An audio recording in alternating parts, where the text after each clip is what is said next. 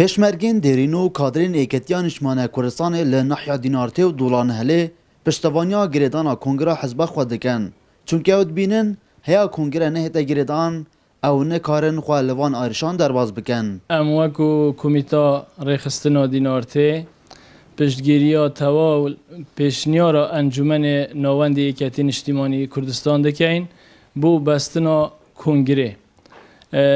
راستی باشترین وفای بو حوال تکوشر و سرکرده نتوای کرد حوال مام جلال کو یکتین اجتماعی کردستان کنگره ببستید. یکتین اجتماعی کردستان حزب شهید آیا خدان 25,000 شهید آیا خدان 7,000 شهید کم اندامت سنگره. یکتین اجتماعی کردستان مسترین قاعده رخصنل باشور کردستان هی قاعده که مزنا رخصنه پیوستی بخونی کرنوی هی. یکتین اجتماعی کردستان به هزارها گنجد دلسوزت پرورده کری کو بین سرکردواتی. از وکی پیشمرگه که دیرین بله ام حس کن زیتورین وقت کنگره بیتا کرن.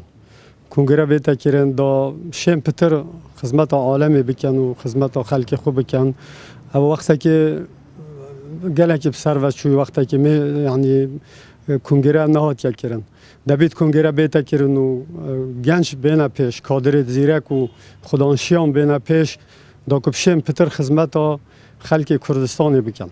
کادر و پیشمرگین دیرین بیژن باشترین وفا جبوی مالاوای که ناصرک مام جلال گریدانا کنگره چونکی دنها دا ایکتی دنا و قوناغ که هستیار دا در باز بیتن. باکو پیشمرگی که دیرین امزور پی خوشحالن که کنگره بیتا بستن چونکه البردو اگرا یکم شرعیت بزرگی تا بو یکتین اجتماعی کردستان و دومیش خلقی که گنج نک طموحاتی تای بزرگ بیت ناف رزد ناوی دیگه ناف اندامت مکتب سیاسی سرکردایتی رول خوب ببینید چونکه یکتی هر سرتای دام از ران خوب بیرو باور بتشته هی. اسوق و گنج که ویده ور داخواز سرکردایتی یکتین اجتماعی کردستان کم زیترین وقت کنگره بیت کردن چونکه یکیتی حزب گنجای حزب شهیدانه لونه الوی دوره جمهوری که اجگار زور گنجات نویره داخواست کن که بین ناو یکیتی دا بله یکیتی پیوستی برنامه که هلا ما داخواست کن وکو وفایق بو مام جلال